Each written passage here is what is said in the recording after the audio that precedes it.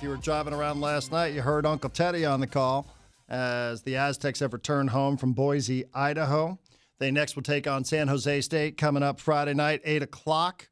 San Jose State, this will be the penultimate home game of the 2021-2022 basketball season. San Diego State finds itself out there on that bubble, don't they? 17-7, 9-4 in conference play.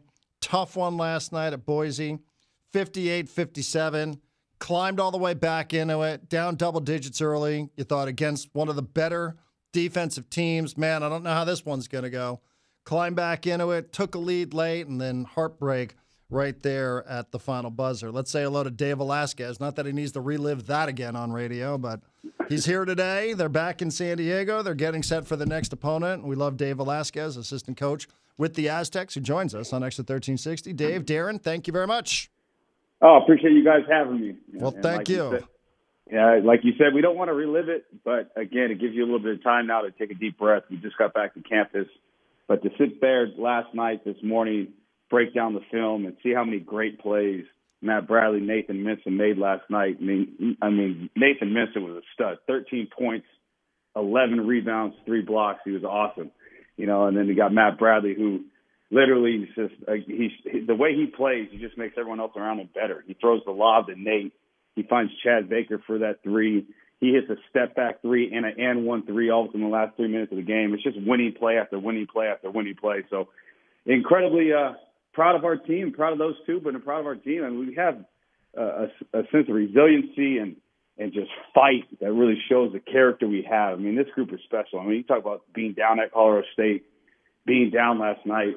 I mean, this group is as connected as any group we've had, and it's a fun group to be around because they continue to just bounce back, and that's what we expect to do on Friday against San Jose State. I love that. Dave Velasquez joining us on Xtra 1360. You went right into talking about Matt Bradley. I was going to ask you about it, Dave. He's the reason, one of the main reasons why you guys fight back into this one. He gets hot here in the second half.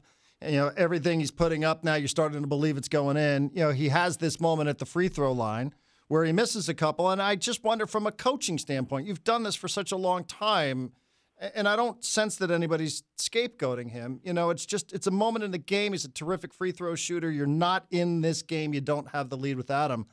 What do you say? What do you say in a situation like that? You try to remind him. I mean, nobody's more crushed than Matt at that moment. If you're just talking about the moment, not talking about right now. But at the moment after the game, I mean, nobody's more crushed than Matt. And what you have to do is continue to remind him of all the plays I had just mentioned that even put us in that position. And to be honest, he's our technical foul shooter. He's an 80% free throw line.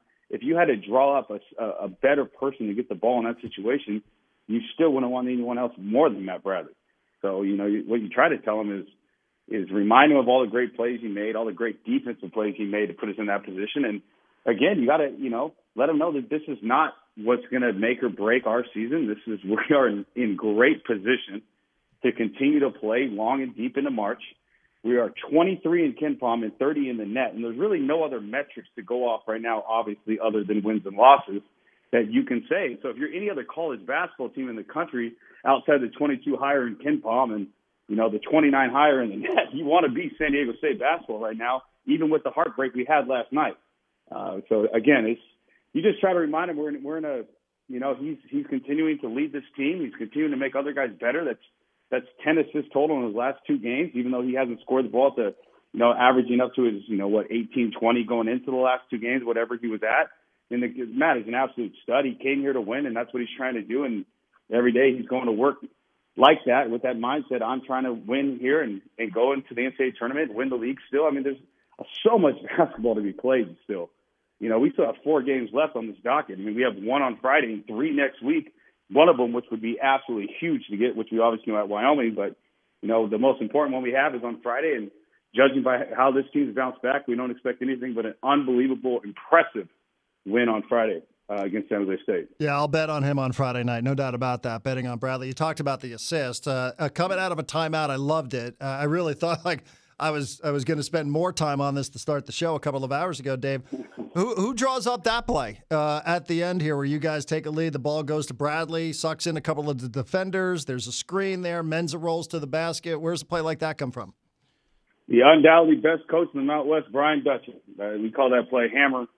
We ran it for years and years. Everybody knows our play calls in our league by this point. We've been running that play since we had Kawhi Leonard running off that play, and Jamal Franklin, all the really good wings we've had. They run off that play, that hammer play. If you draw two, you got the big roll into the rim. And, again, it's one of those things you can put guys in positions, but the guys that are in that position are the ones that have to make the play, which is why you don't ever see us from Coach Fisher, Dutch, or any of the assistants pump their chest or we did this. No, our players made those plays. We put them in position, and our guys go out there and they execute. And Matt made a great play. Nate made a great catch and finish, dunked the ball. And, again, I'm so proud of our guys. I mean, then to come back and, Marcus Schaefer, if you guys remember at our place, the three he hit on us and spin around, step back three, and he hits 4 or 5. He just had hit one in the previous tight game that Boise played, and Trey Point made him shoot an air ball. So, again, for our guys to get that and get that stopped and for the ball to land in Matt's hands, I think everybody in San Diego, and I know everyone in our program would have said, oh, boy, we're in a good spot right there. Yes, you are. And I love the fact, too, that you came prepared today, Dave Velasquez. 23 Ken Palm, 30 in net rankings as well. How are you know all this? You asked Dutcher. He's like, I don't know. How do you know all this stuff? Well, hold on now. How do we know? At this point, you got to tell even the guys what the deal is. I mean, at this point, this is when you start to look and you start to say, okay, where are we at? We talk about the standings. We show the standings every day in our locker room of where we're at in our league. We try to talk about these things because they matter. And we got to be honest with them. 1-point game on Friday is not going to cut it for us. You got to win. You got to win impressive. That's the thing with the net. If you see Coach Dutcher take timeouts, 3-4 minutes left in games that you're saying, what's going on? I remember in our UNLV game at home versus, Bryce Hamilton, who's obviously, for all the Mount West fans, Bryce Hamilton's probably one of the best scorers in the league, if not the best scorer next to Matt. Dutcher's taking the timeout with 4.5 minutes to go in a 13-point game, telling our guys, you can't let this guy get hot. You can't let him hit 4 or 5 threes in a row. And, again, we got to continue to, not just win, but win at a level that's continuing to help our at-large resume, because that's the point of the season we're in. And again, I don't think anybody does take it for granted. But this group, these guys, to be 1-2 in defense all season is just incredibly impressive. I mean, the amount of fight for 40 minutes every game in, game out, you're taking everyone's best shot. Guys have some of their career games versus us because they're playing San Diego State. They're more locked in than usual. You're playing the big kind of the king of the Mountain West, if you will, with our 14 titles we have, which is 5 more than the next team. And so we take everyone's best shot. And for our guys to have the year they're having, like I said, I'm incredibly proud of this group. And hopefully, to get a big crowd out on Friday. And Darren, I know you know it. I mean, these protocols and everything that these fans got to go through to get in here, we understand it's difficult, but man, does this team deserve a huge crowd for their last 2 home games, this one coming up Friday and then next Thursday. I mean, it's just be big for our program. I love that. Friday night, 8 o'clock. You can listen to it here on Xtra 1360, but listen to Dave Velasquez. They would love to have you there. It's an important time of the year.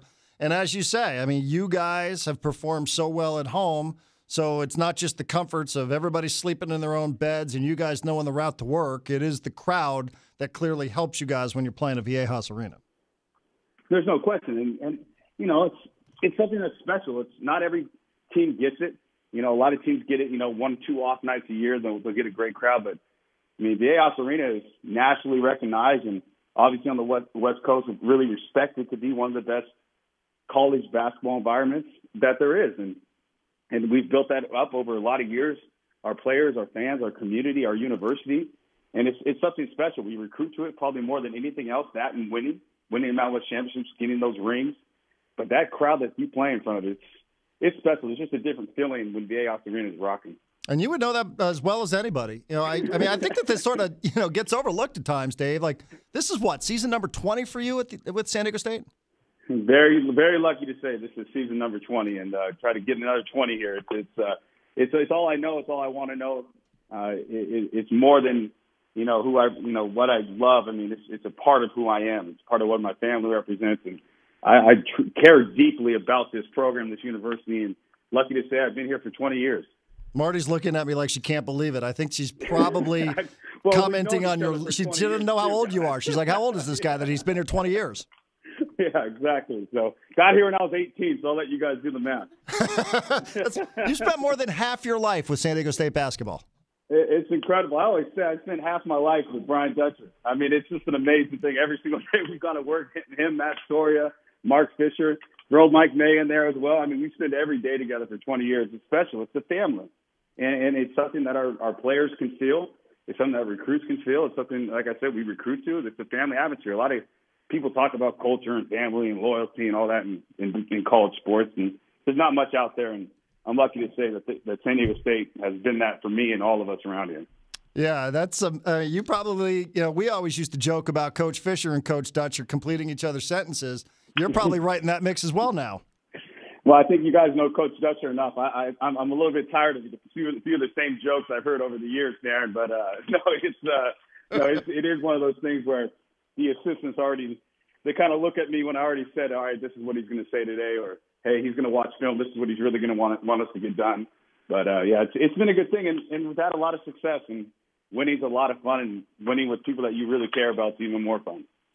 Dave Velasquez is joining us on Xtra 1360. Can you explain to this audience how it is that San Diego State could go on the road last night, lose by a point, lose a heartbreaker 58-57, and be better off today, according to some of these ranking services, like net ranking, than you were yesterday, 24 hours ago at this time? A lot of it has to do with how you play the game and the score, the margin, all the stats that go with it.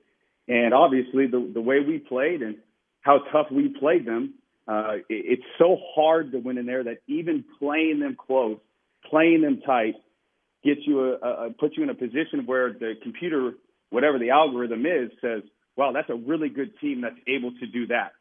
Now, just think if you're able to get that win, what that would have done. And you can't really think like that, but that's how those games, that's how hard those games are.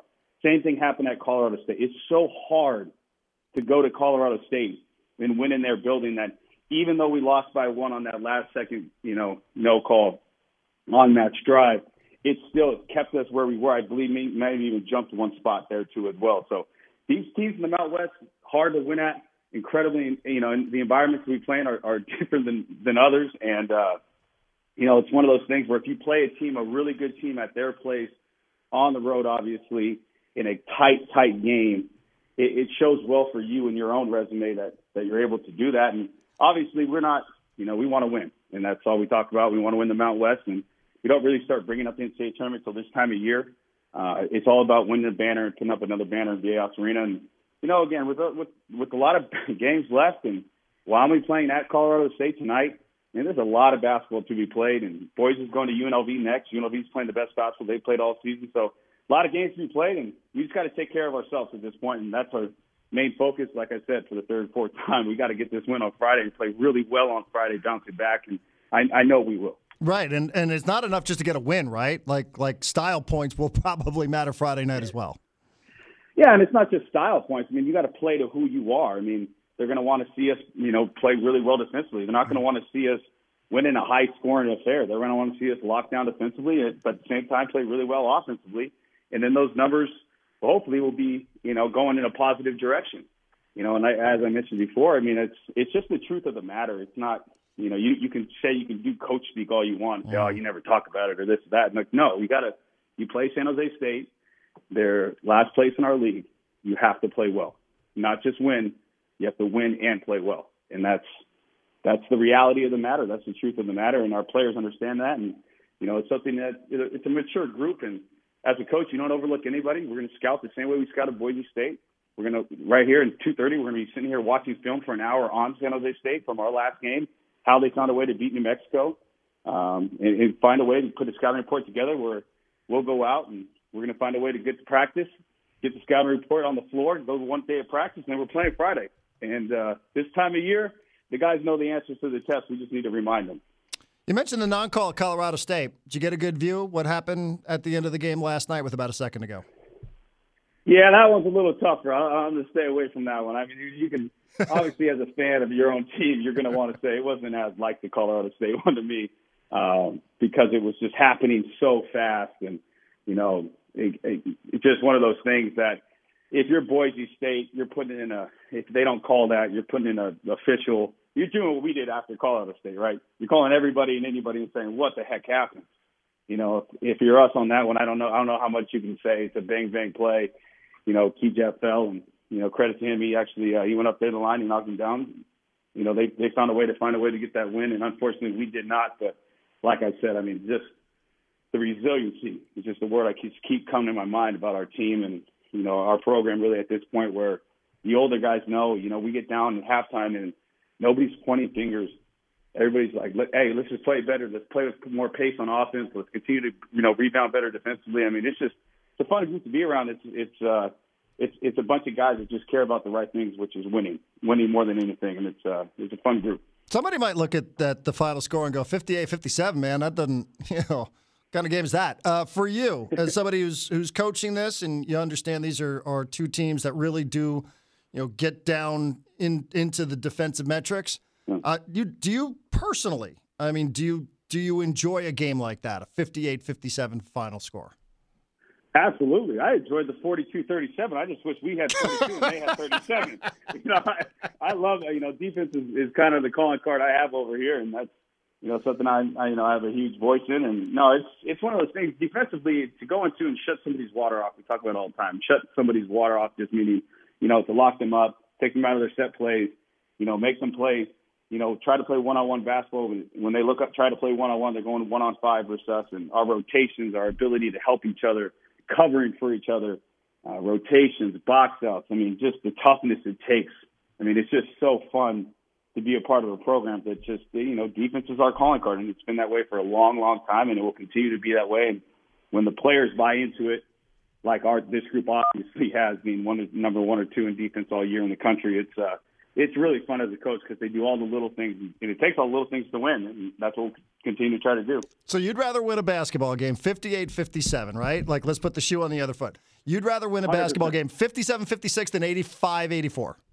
Not even a question. I would be having a panic attack in this 86-85 game. That's no doubt in my mind. There's no doubt. I love that. All right, good. I like it. You're honest. Do you get a sense? I mean, again, as somebody who's prioritizing, focusing on the defense, do you get a sense for how a game's going early on, right? Like, there's no big secret here. Not that I want to talk gambling with you, but the over-under for the game is 120. So we know 42-37. We know that this is going to be low scoring. Do you get a sense, like the way the flow of a game is going early on with you guys offensively, do you get a sense of what it's going to take? Does that impact coaching decisions as the game goes on, as you're getting a sense of what the flow of a basketball game's like? No, only because of this. One of the biggest, I think, misconceptions about San Diego State basketball is we actually do really want to play fast on offense. So we want to play in transition. We want to get out and run. We want to, if we can score on the first side and we get a handoff from Matt Bradley and he turns a corner, he could throw that lob to Nate. I mean, we want that on the first side of the floor within 7 seconds of shot clock. Now, we know we're so hard to score on that it's going to take the other team 22 to 26 seconds to score on us in a 30-second shot clock. So we're going to be on defense more than we're going to be on offense, but we're not trying to create that tempo. What we're trying to do is just continue to lock up defensively, make the team really have to work side to side to score. But then when we get it, to play as fast as possible. So with that being said, no, we don't slow the game down because of how the things are going. We have a brand of basketball that we practice, that we preach every single day, that we want our guys to play like, and that's to play fast, and that's to get out and get early opportunities in transition to take advantage of the defense whenever that situation arises. You don't see a lot of times, even with our team right now. I mean, you'll see a few, but not a lot where we're just bleeding that shot clock down. I mean, some teams, one of the things about a team like St. Mary's that people don't realize, like St. Mary's will take a shot under 7 seconds, probably like 70% of their possessions in a game, but that's all by design. And for us, one of our designs is to play as fast as we can, take advantage of our opportunities, like I said, but when it comes to scoring on us, we know that we're going to make every single possession as hard as possible for you to score on us, especially on the first side of the floor. Takes a lot of effort. Hey, we appreciate you doing this. Dave Velasquez, always appreciate the time. These are always fun conversations. Thank you. We'll be looking forward to it coming up on Friday night. Appreciate you guys having me. Go Aztecs.